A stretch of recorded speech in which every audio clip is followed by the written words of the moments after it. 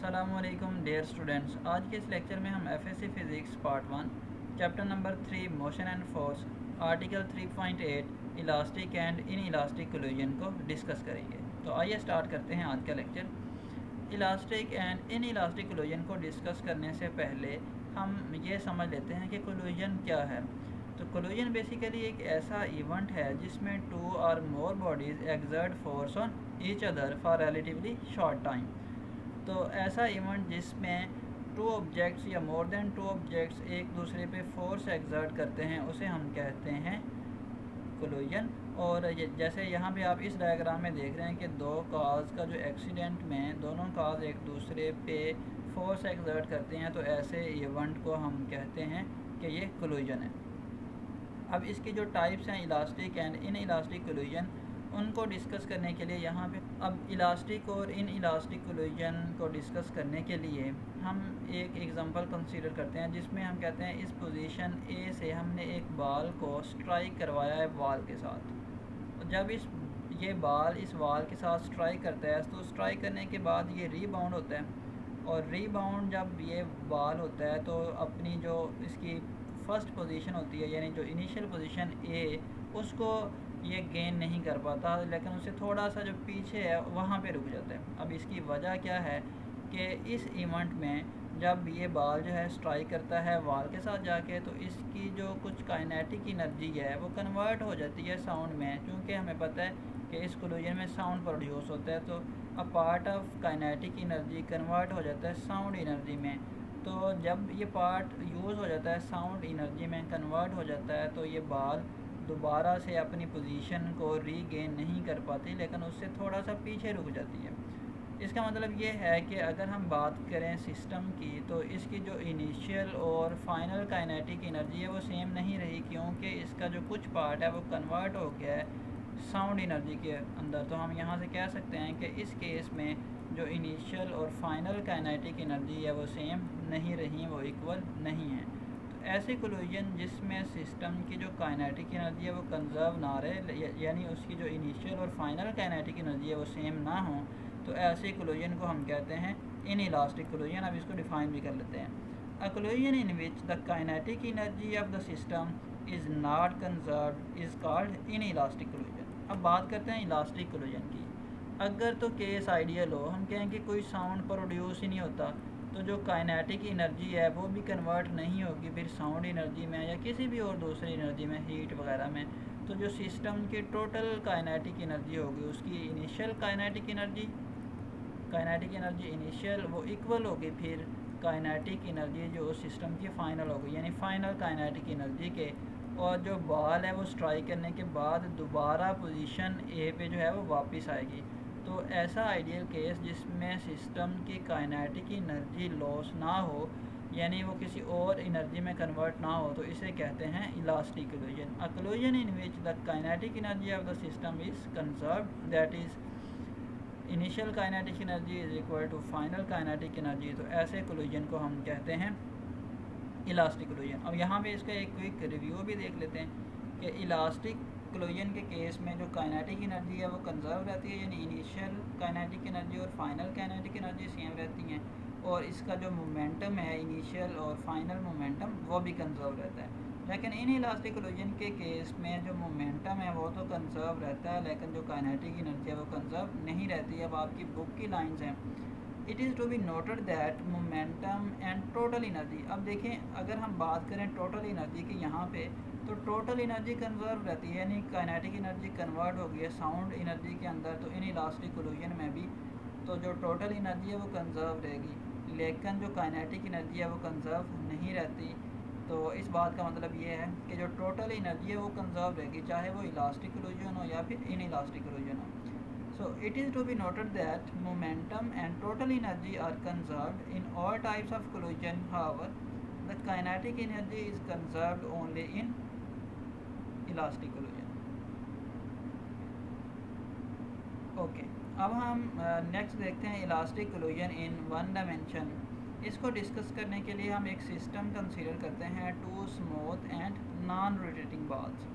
Moving velocities v1 and v2 in the same direction. हमने smooth और non rotating balls क्यों consider की, इसकी वजह यह है स्मूथ कंसीडर करने से जो फ्रिक्शनल इफेक्ट हैं हम उनको इग्नोर कर सकते हैं, और नॉन रोटेटिंग इस वजह से कि अगर हम इनके रोटेशनल इफेक्ट भी उनको भी कंसीडर करें तो रोटेशनल काइनेटिक एनर्जी का रिलेशन भी इक्वेशंस के अंदर लिखना पड़ेगा, जिससे इक्वेशन जो है वो कम्प्लेक्स हो जाएगी।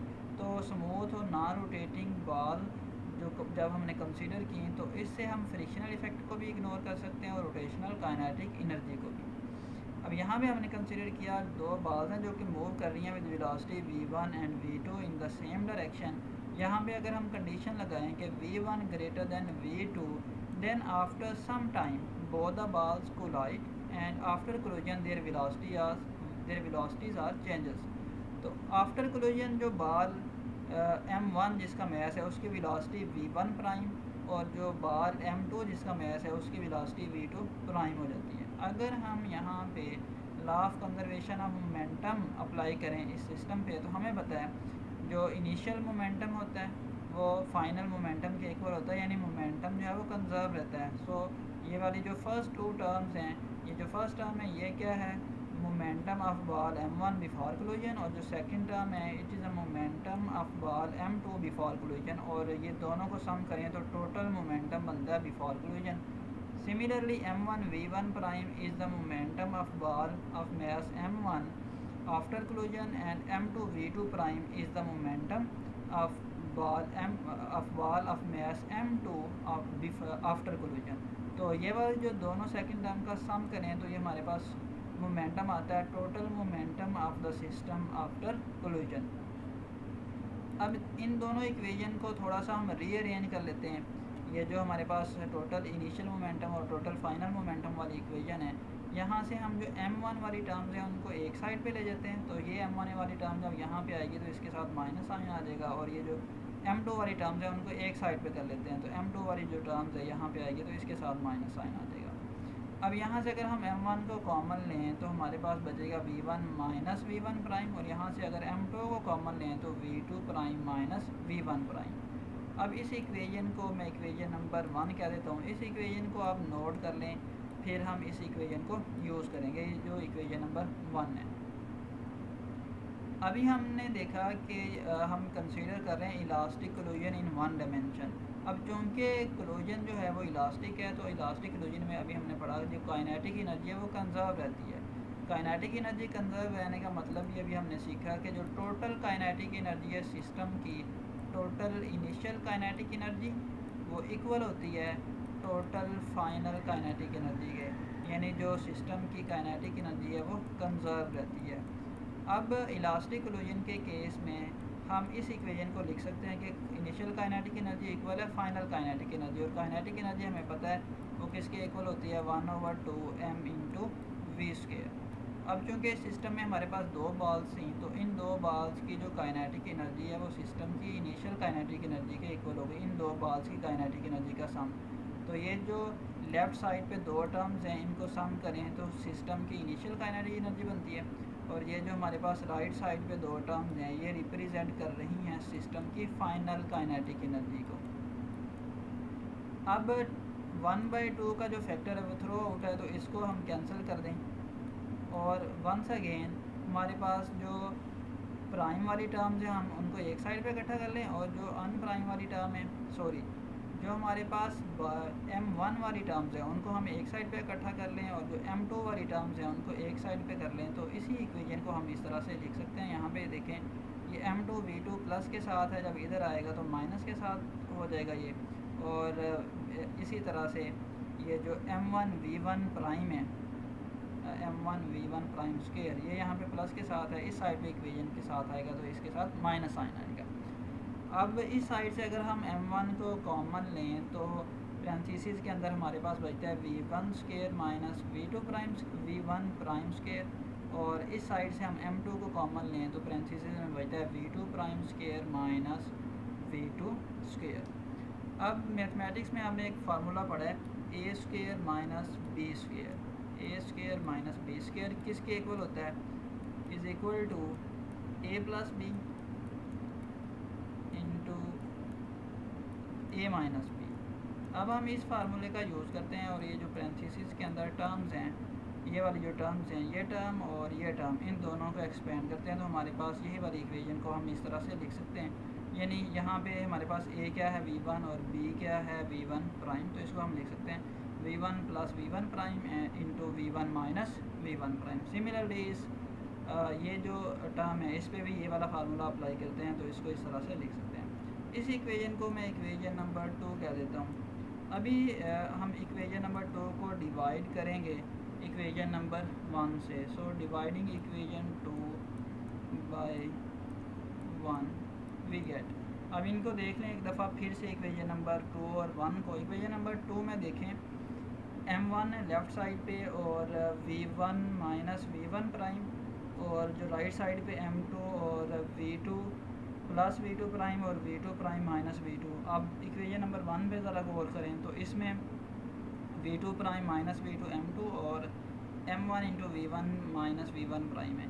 तो अब ये वाले जो टर्म्स है दोनों में कॉमन है, यानी m1 into v1 minus v1 prime और m2 into v2 prime minus v1। तो ये टर्म्स कैंसिल हो जाएंगी और हमारे पास जो इक्वेशन बनेगी आफ्टर डिवीजन वो कुछ इस तरह से आ जाएगी। अब हम प्राइम वाली टर्म को एक साइड पे लिख लेते हैं और जो अनप्राइम वाली टर्म्स है उनको एक साइड पे लिख लेते हैं। तो इसी इक्वेशन की जो फॉर्म है वो कुछ इस तरह से बन जाएगी v1 minus v2 is equal to v2 prime minus v1 prime. अगर यहाँ से मैं माइनस कॉमन लूँ तो इस रिलेशन को मैं लिख सकता हूँ v1 prime minus v2 prime. अब बात करते हैं ये जो v1 माइनस v2 है ये क्या है।